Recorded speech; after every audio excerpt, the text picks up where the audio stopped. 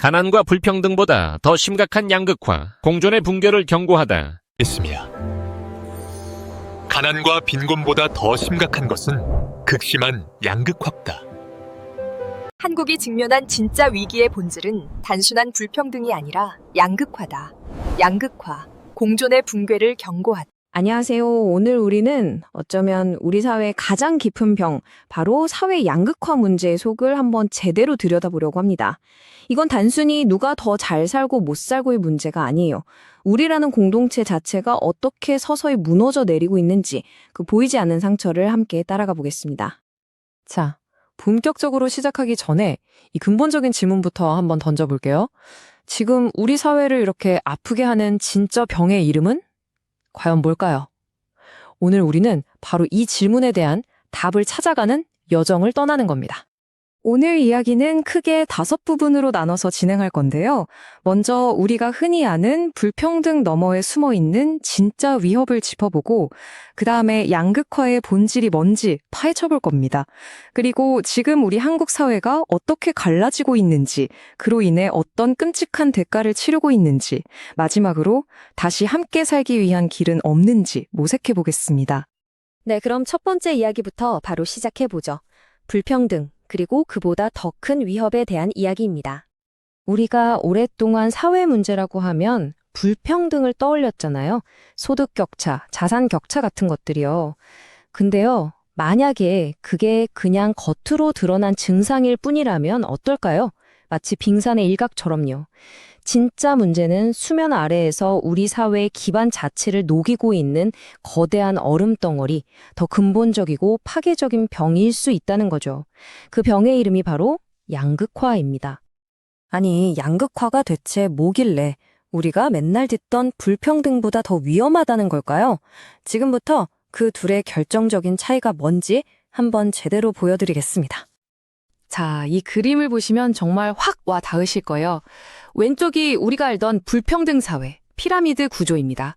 꼭대기랑 바닥 사이에 그래도 완만한 경사가 있고 그 사이를 잇는 중간층이 존재하죠. 이건 말 그대로 차이의 문제예요. 그런데 오른쪽 양극화 사회는 아령처럼 생겼습니다. 양쪽 끝은 엄청나게 비대한데 정작 그 사이를 잇는 허리가 텅 비어버렸죠. 이건 차이가 아니라 완벽한 단절의 문제입니다. 다시 한번 정리해 볼게요. 양극화라는 건요, 사회가 그냥 우리 편이랑 저쪽 편이라는 두 개의 섬으로 완벽하게 쪼개지는 현상입니다.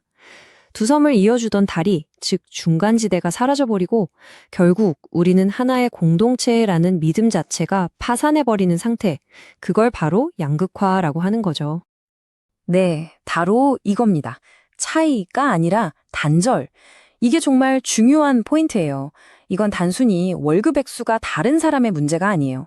아예 서로 다른 현실을 보고 다른 언어를 쓰고 서로를 그냥 다른 사람이 아니라 적으로 느끼게 만드는 단절의 문제라는 겁니다. 우리가 함께 딛고 설 공통의 기반 자체가 사라져버리는 거죠. 그리고 이 끔찍한 단절의 한가운데에는 바로 중산층의 소멸이 있습니다. 중산층은 그냥 소득이 중간인 사람들이 아니었어요. 그래도 노력하면 나아질 수 있어 라는 우리 사회의 희망을 보여주는 증거였고요. 양극단이 너무 심하게 부딪히지 않도록 브레이크를 걸어주는 사회의 허리, 완충지대였습니다. 이 허리가 부러져 버리면 사회는 그냥 양극단이 서로를 파괴하기 위해 충돌하는 전쟁터가 될 뿐입니다. 자, 그럼 이런 무서운 이야기가 남의 나라 얘기가 아니라 바로 지금 우리가 사는 이 한국 사회에서는 과연 어떤 모습으로 나타나고 있을까요? 지금부터 우리 사회의 아픈 균열들을 직접 한번 들여다보겠습니다. 안타깝게도 우리 사회의 균열은 한두 곳이 아닙니다. 여러 차원에서 동시에 서로 얽히면서 나타나고 있거든요. 먼저 K자형 경제라는 말 들어보셨죠? 말 그대로 경제가 회복될 때 모두가 같이 좋아지는 게 아니라 K자 모양으로 위는 더 위로, 아래는 더 아래로 찢어지는 겁니다. 자산 있는 사람은 더 큰 부자가 되고 월급만으로 사는 사람은 점점 더 힘들어지죠. 노동시장은 어떻습니까? 흔히 말하는 대기업 정규직과 중소기업 비정규직은 이제 그냥 다른 직장이 아니라 마치 다른 세상 같아요. 이게 거의 현격판 신분제처럼 굳어지고 있죠. 이런 기회의 격차는 당연히 교육과 지역 문제로 이어집니다. 좋은 기회는 전부 특정 학군, 수도권에만 몰려 있으니까요. 여기에 기름을 붓는 게 세대와 젠더 갈등입니다. 정치가 이런 갈등을 해결해야 하는데 오히려 표를 얻으려고 갈등을 더 부추기면서 우리 사회를 갈라놓고 있는 거죠. 이 모든 균열들이 결국 우리에게 뭘 느끼게 하냐면요. 아, 저 사람들은 나랑 아예 다른 세상에 사는구나 하는 그런 감각이에요. 같은 나라에 살고 있지만 서로가 보는 현실이 완전히 달라지는 거죠. 이렇게 공유된 현실 자체가 사라져버린 사회에서는 그 어떤 문제에 대해서도 우리가 함께 합의점을 찾는다는 게 원천적으로 불가능해집니다. 자, 이제 오늘 이야기의 가장 핵심적인 부분입니다. 어쩌면 가장 무서운 부분이기도 하고요. 이렇게 심각해진 양극화가 결국 우리에게서 뭘 빼앗아가는지, 그 대가가 뭔지, 그 종착역은 바로 공존의 붕괴입니다. 우리가 치르는 첫 번째 대가는 바로 정치의 실종입니다. 여기서 정치가 사라진다는 건 국회가 문을 닫는다는 뜻이 아니에요. 대화와 타협이라는 정치의 본질이 없어진다는 뜻이죠. 정치는 더 이상 문제를 해결하는 공간이 아니라 상대방을 무너뜨려야 할 적으로 규정하고 싸우는 전쟁터가 됩니다. 저들이 이기면 우리가 죽는다는 식의 제로섬 게임만 남는 거죠. 결과가 뭘까요? 연금 개혁, 저출산 문제처럼 정말 중요한 국가적 과제들은 한 발짝도 앞으로 나아가지 못합니다. 국가는 스스로 문제를 해결할 능력을 잃어버리고 그냥 표류하게 되는 것, 이게 바로 정치의 마비입니다. 사회적으로 치르는 대가는 어쩌면 더 끔찍합니다. 양극화는 신뢰라는 자산을 완전히 파괴해버려요. 이 신뢰라는 게 눈에 보이진 않지만 사실 우리 사회를 지탱하는 가장 중요한 기둥이거든요. 이웃을 잠재적인 적으로 보고 나와 생각이 다른 사람을 그냥 틀린 게 아니라 아예 악마로 만들어버리는 일이 너무나 당연해지죠. 결국 어려움에 처한 누군가를 돕고 우리 모두를 위해 기꺼이 손해를 감수하는 마음, 이걸 공동체의 감정 자본이라고 부르는데요. 이 자본이 완전히 바닥나버리는 겁니다. 그리고 어쩌면 가장 근본적이고 무서운 대가는 바로 우리 머릿속에서 우리가 생각하는 방식에서 나타납니다. 여러분 유튜브 알고리즘 한번 생각해 보세요. 내가 보고 싶은 것, 내가 믿고 싶은 것만 계속 보여주죠. 이걸 필터 버블이라고 하는데요. 그 결과 제가 보는 세상과 여러분이 보는 세상은 완전히 다른 세상이 되어버립니다. 심지어는 이제 객관적인 사실, 즉 팩트조차 양쪽으로 갈라져요. 같은 사건을 두고도 양쪽은 전혀 다른 진실을 이야기하는 거죠. 이렇게 우리가 함께 발딛고 설 공통의 현실 자체가 무너져 내리면 우리는 영원히 어떤 합의에도 이를 수 없게 됩니다. 네, 이 모든 길의 끝은 너무나 명확합니다. 그냥 좀 살기 팍팍해지는 정도가 아니에요.